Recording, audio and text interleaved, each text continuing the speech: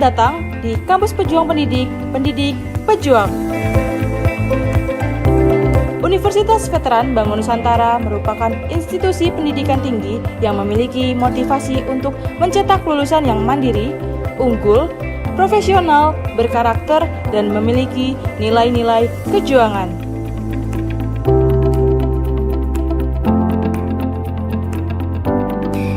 Saya Rektor Universitas Veteran Bangun Nusantara, Profesor Dr. Farida Nugrahani Magister Humaniora.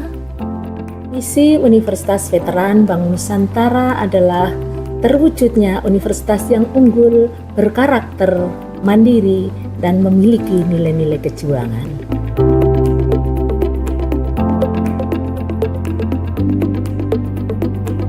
Univet bisa, Univet jaya, Univet unggul luar biasa.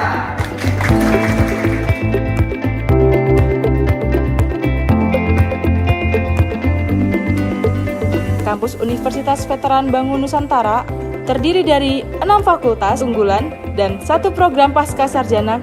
Univet Bantara memiliki peringkat ke-97 antar perguruan tinggi se-Indonesia, dilansir melalui website EduRank.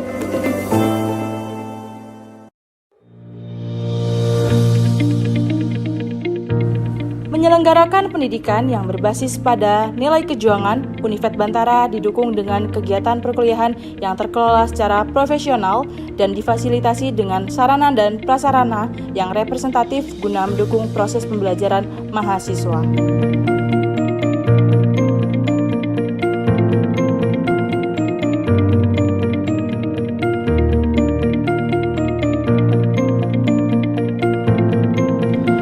Univet Bantara secara intens melaksanakan penelitian guna menunjang pengembangan iptek dan sosial budaya sekaligus sebagai wadah untuk memberikan kompetensi serta keahlian khusus untuk mahasiswa dalam menyongsong masa depan yang penuh dengan tantangan.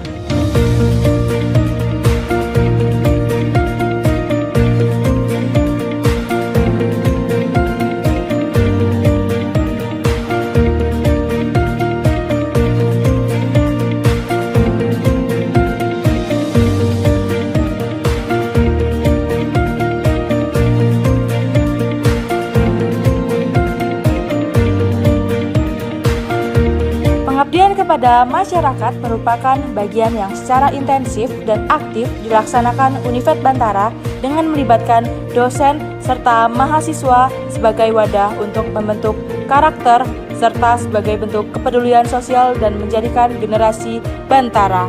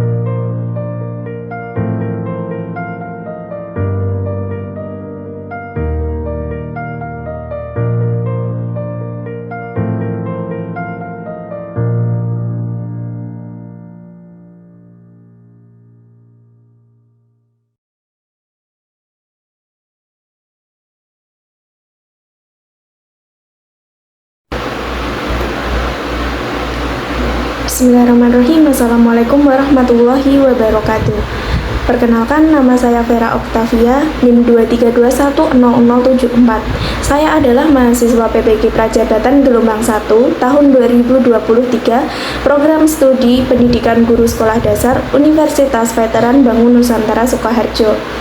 Pada kesempatan kali ini saya akan memaparkan hasil refleksi mata kuliah Seminar Pendidikan Profesi Guru yang diampu oleh dosen pembimbing Bapak Tri Sutrisno, Magister Olahraga. Nah, sebenarnya seminar pendidikan profesi guru itu membahas keseluruhan hasil refleksi dari mata kuliah semester 1 hingga semester 2 selama mengikuti program PPG Prajabatan. Namun pada kesempatan kali ini saya akan menjabarkan hasil refleksi saya pada mata kuliah pemahaman peserta didik dan pembelajarannya. Sebelum masuk ke pembahasan, saya ingin memaparkan terlebih dahulu mengenai pandangan saya terkait dengan guru profesional. Saya memiliki pandangan bahwasanya guru profesional itu adalah guru yang mampu meningkatkan kualitas pendidikan melalui pengembangan profesionalisme guru, yang mana seorang guru dikatakan profesional itu harus dapat mengajar, kemudian harus dapat menyusun modul ajar hingga sampai pelaksanaan pembelajaran. Kemudian selain itu, sebagai seorang guru profesional juga harus memiliki soft skill berupa berkolaborasi, berkomunikasi, kemudian berpikir kritis dan memiliki kreativitas. Saya juga memiliki pandangan bahwa seorang guru profesional itu harus mampu beradaptasi dengan perkembangan teknologi di era 5.0, yang mana hal ini sesuai dengan pemikiran Ki Hajar Dewantoro yang menyebutkan bahwa sebagai seorang guru harus dapat memberikan pembelajaran kepada peserta didik sesuai dengan bakat alam dan bakat zamannya. Kemudian sebagai seorang guru profesional itu juga harus memiliki sifat yang fleksibel, bersikap terbuka, peka terhadap kondisi dan situasi, kemudian tekun dan dapat menjadi role model terutama bagi siswa. Nah, untuk yang terakhir, sifat yang harus dimiliki oleh seorang guru profesional itu adalah memiliki kemauan yang keras, berkomitmen, tulus dalam menjalankan tugas yang mulia sebagai seorang guru. Selanjutnya saya akan menjabarkan hasil refleksi saya pada mata kuliah pemahaman tentang peserta didik dan pembelajarannya. Dalam mata kuliah ini terdapat 5 topik pembahasan, yang mana topik pembahasan pertama itu membahas mengenai mengenal karakteristik peserta didik. Topik yang kedua membahas mengenai pemahaman yang berpihak pada peserta didik. Kemudian topik ketiga itu membahas mengenai asesmen yang sesuai dengan kebutuhan peserta didik. Dan topik yang keempat itu membahas mengenai lingkungan belajar yang nyaman bagi peserta didik. Namun di sini saya mengangkat topik 2 dengan materi pemahaman yang berpihak pada peserta didik. Alasan saya mengangkat topik ini yaitu saya memiliki pandangan bahwasanya seorang anak itu memiliki keunikan atau ciri khas tersendiri dan mereka juga memiliki karakteristik belajar yang kompleks, sehingga lembaga pendidikan itu berperan sebagai wadah untuk menampung semua perbedaan yang ada itu menjadi satu kesatuan yang memiliki tujuan atau target yang ingin dicapai. Sehingga untuk mewujudkan target tersebut dibutuhkan peran guru sebagai fasilitator untuk memfasilitasi, mendorong dan memberikan banyak kesempatan kepada peserta didik untuk mengoptimalkan potensi yang dimilikinya. Mengapa topik ini sangat bermakna bagi saya? Saya memiliki alasan tersendiri, karena sebelum belajar mengenai topik ini, saya belum mengetahui bagaimana sih sistem penyusunan modul ajar yang sesuai dengan prinsipnya. Kemudian saya juga kesulitan dalam membedakan antara pendekatan, strategi, model, dan metode. Namun setelah belajar pada topik ini dan berbagai paparan materi dan penugasan, saya mendapatkan ilmu baru mengenai jenis strategi pembelajaran yang dapat diterapkan sesuai dengan kebutuhan peserta didik, dan saya sudah memahami penyusunan modul ajar sesuai dengan pedomannya. Target saya dalam topik ini yaitu menciptakan pembelajaran yang sesuai dengan kebutuhan perkembangan peserta didik dan tidak memaksakan sistem pembelajaran yang saya gunakan. Berikut adalah pemaparan hasil refleksi saya pada mata kuliah pemahaman peserta didik dan pembelajarannya. Setelah mempelajari materi pada topik 2 ini, banyak sekali ilmu baru dan pengalaman yang saya dapatkan. Di antaranya, saya dapat memahami karakteristik peserta didik yang beragam, mulai dari latar belakangnya, kemudian perbedaan gaya, bakat, minat, dan potensi yang dimiliki, kemudian perbedaan kepribadian, ataupun perbedaan sifat yang dimiliki oleh peserta didik. Nah, dengan adanya perbedaan-perbedaan tersebut, diperlukan sebuah strategi pembelajaran yang tepat dan sesuai. Nah, pada topik 2 ini dibahas mengenai strategi pembelajaran yang dapat diterapkan oleh guru untuk menciptakan pembelajaran yang sesuai dengan kebutuhan peserta didik. Strategi pembelajaran yang dijabarkan pada topik 2 ini diantaranya ada strategi pembelajaran berdiferensiasi, kemudian ada strategi pembelajaran tanggap budaya atau sering dikenal dengan culturally responsive teaching atau CRT, kemudian ada strategi pembelajaran teaching at the right level atau TARL. Nah, untuk strategi pembelajaran berdiferensiasi ini terbagi menjadi 3 jenis, yaitu ada diferensiasi proses, konten, dan produk. Pembelajaran berdiferensiasi ini dapat digunakan guru untuk mengkategorikan siswa berdasarkan gaya belajar atau minat belajarnya. Kemudian strategi pembelajaran CRT ini difokuskan pada hak setiap siswa untuk mendapatkan pembelajaran yang adil tanpa adanya tekanan karena perbedaan latar belakang. Sehingga secara tidak langsung pembelajaran CRT ini mengajarkan nilai toleransi dan sikap saling menghargai. Selain itu, dalam pembelajaran CRT juga diajarkan kepada siswa untuk mengenal budaya-budaya lain beserta keunikannya, sehingga harapannya dapat muncul sikap cinta tanah air. Kemudian untuk strategi pembelajaran yang terakhir itu ada TARL, yang mana dalam hal ini biasanya guru memberikan asesmen diagnostik terlebih dahulu kepada siswa untuk mendapatkan kemampuan awal siswa tersebut. Setelah itu hasil dari diagnostik tersebut digunakan guru untuk memetakan siswa berdasarkan kemampuannya. Misalnya ada siswa yang berkemampuan rendah, sedang, dan tinggi, kemudian dikelompokkan menjadi satu. Setelah itu guru memberikan treatment yang berbeda kepada setiap kategori tersebut. Seperti ketika guru memberikan treatment pada siswa dengan kategori rendah, dia akan memberikan bantuan secara berkala. Kemudian untuk kategori yang sedang, guru akan memberikan bantuan ketika siswa tersebut mengalami kesulitan, sehingga peran guru di sini hanya sebagai pengarah dan fasilitator.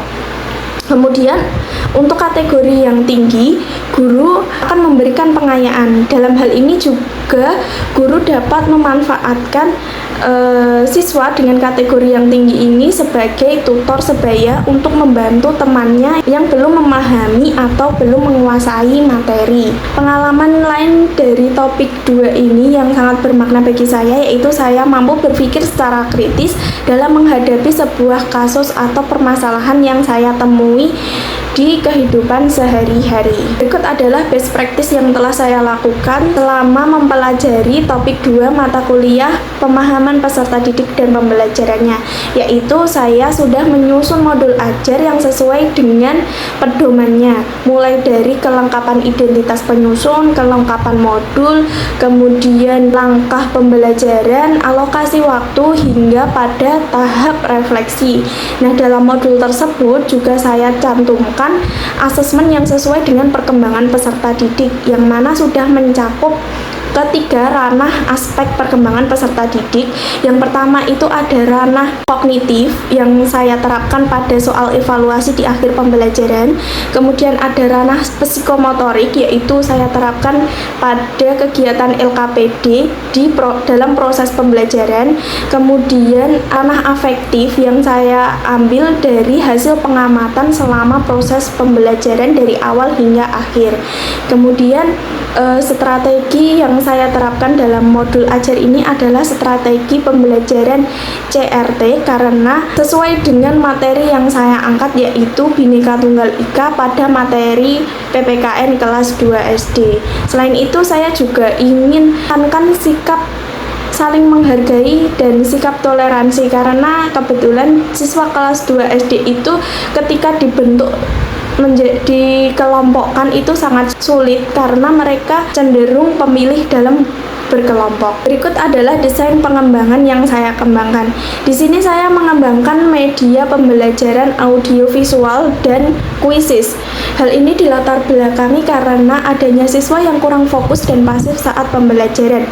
Data ini saya dapatkan ketika saya melakukan PPL pada masa observasi dan asistensi mengajar, yang mana saya melihat siswa kelas 2 itu ketika proses pembelajaran mereka mengantuk, kemudian tidak fokus dengan pembelajaran. Nah, hal ini disebabkan karena sistem pembelajarannya belum memenuhi aspek perkembangan pada anak, karena hanya terfokus pada buku panduan atau materi yang disampaikan oleh guru saja. Siswa belum terlibat secara aktif dalam pembelajaran karena memang tidak ada media. Kemudian untuk penugasannya hanya berupa tulis tangan dan pengerjaan soal saja. Untuk itu saya menemukan sebuah solusi untuk menerapkan media audiovisual berupa film kartun nasional yang berjudul Keluarga Somat. Kemudian saya juga mengembangkan aplikasi kuisis yang saya terapkan pada tes evaluasi di akhir pembelajaran. Kemudian saya juga membuat media konkret non digital yang saya beri judul Pesona Indonesia. Alasan saya untuk memilih media ini adalah karena menurut literatur yang saya baca, siswa usia SD terutama kelas 2 itu mudah menangkap informasi apabila mereka melihat, mendengar, dan mengalaminya secara langsung.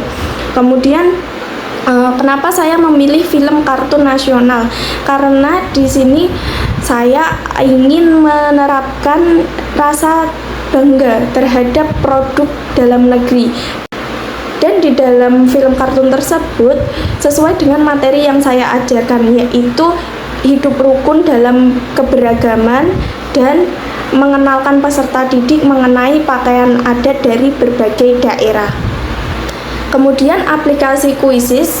Alasan saya untuk mengambil aplikasi kuisis ini karena biasanya semangat siswa ketika di akhir pembelajaran itu sudah mulai menurun. Apabila saya memberikan tes evaluasi berupa pengerjaan soal di kertas, tentu saja hal ini akan memberatkan beban pikiran siswa. Jadi saya kemas menjadi game sehingga harapannya siswa dapat mengerjakan dengan penuh antusias.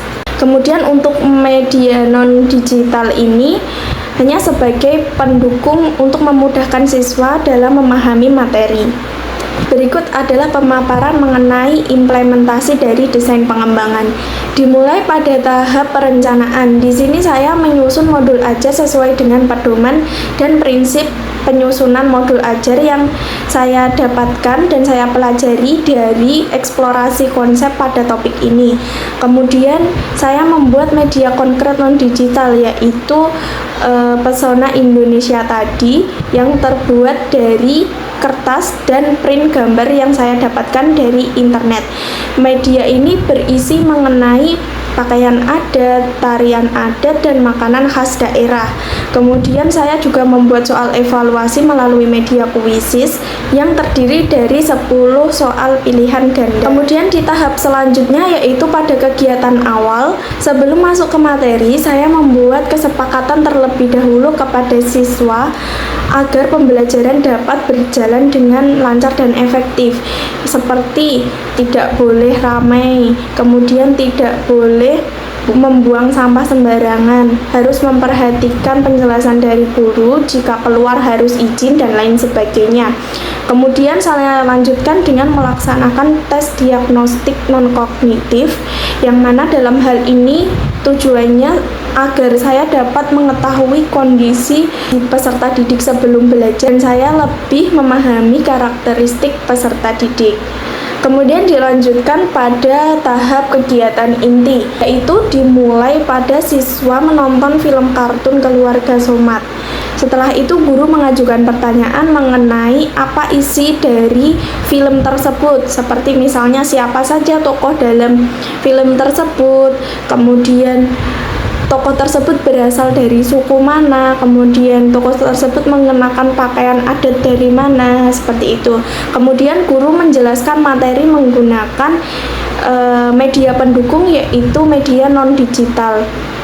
Kemudian siswa diberikan LKPD berbasis proyek, dan LKPD ini dilaksanakan atau dikerjakan secara berkelompok. Untuk LKPD ini saya memberikan tugas berupa pembuatan miniatur pakaian adat. Kemudian siswa mempresentasikan hasil karyanya di depan kelas.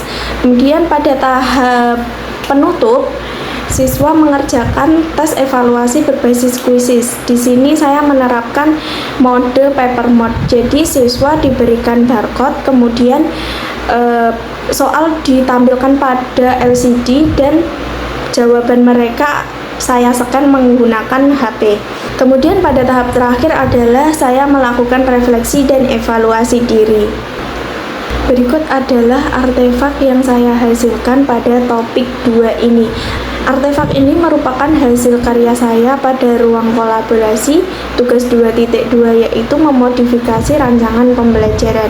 Di sini saya memodifikasi rancangan pembelajaran saya sendiri, yang mana sebelum mempelajari topik ini, saya pernah membuat modul ajar yang belum sesuai dengan pedoman dan prinsip penyusunan modul ajar. Kemudian setelah mempelajari materi ini, modul ajar tersebut saya modifikasi menjadi modul ajar yang sudah sesuai dengan sistematika penyusunannya.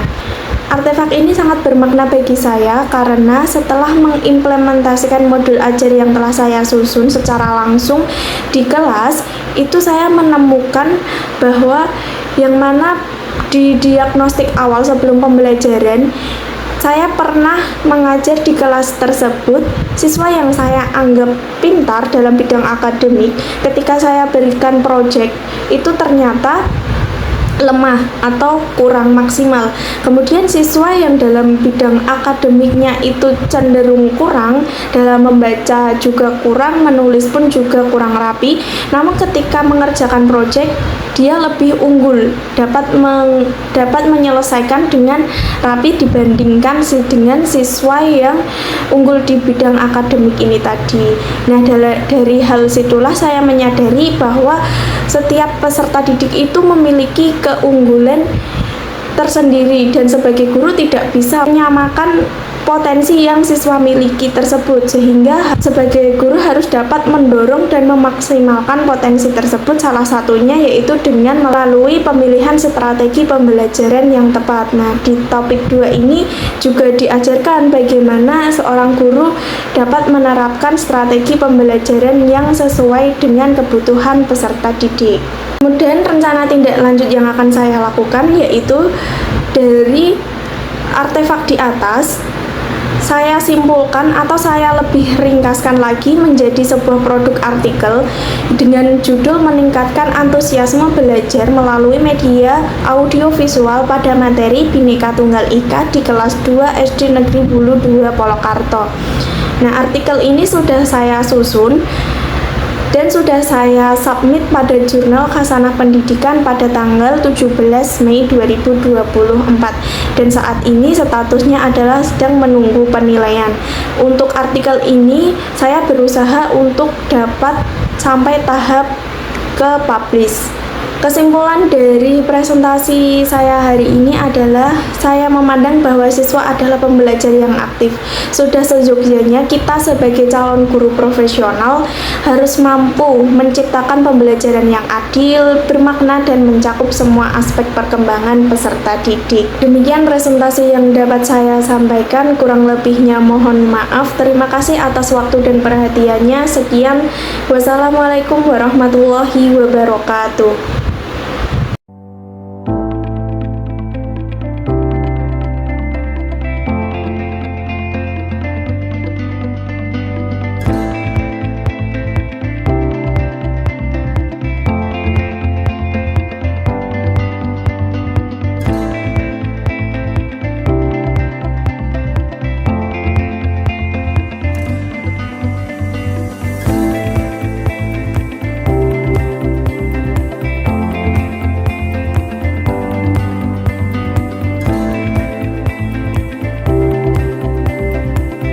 Selamat datang di Kampus Pejuang Pendidik, Pendidik Pejuang.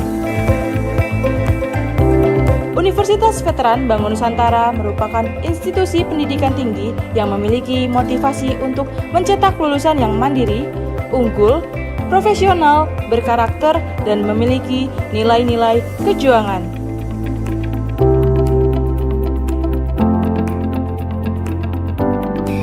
Saya Rektor Universitas Veteran Bangun Nusantara, Profesor Dr. Farida Nugrahani Magister Humaniora. Misi Universitas Veteran Bangun Nusantara adalah terwujudnya universitas yang unggul, berkarakter, mandiri, dan memiliki nilai-nilai kejuangan.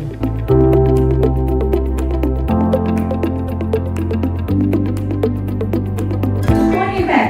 Bisa. Univet. Jaya. Univet. Unggul. Luar biasa.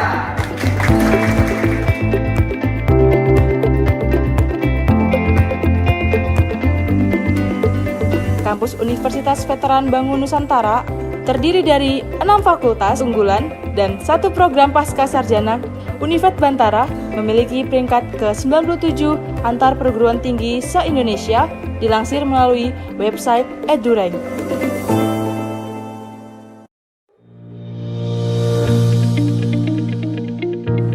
Menyelenggarakan pendidikan yang berbasis pada nilai kejuangan, Univet Bantara didukung dengan kegiatan perkuliahan yang terkelola secara profesional dan difasilitasi dengan sarana dan prasarana yang representatif guna mendukung proses pembelajaran mahasiswa.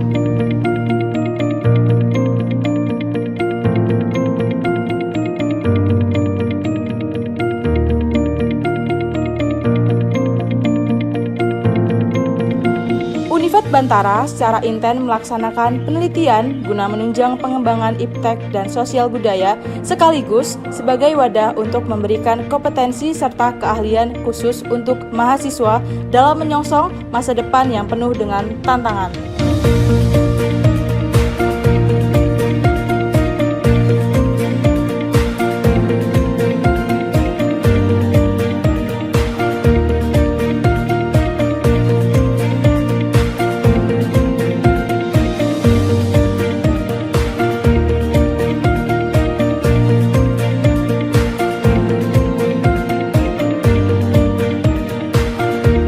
Pengabdian kepada masyarakat merupakan bagian yang secara intensif dan aktif dilaksanakan Univet Bantara dengan melibatkan dosen serta mahasiswa sebagai wadah untuk membentuk karakter serta sebagai bentuk kepedulian sosial dan menjadikan generasi Bantara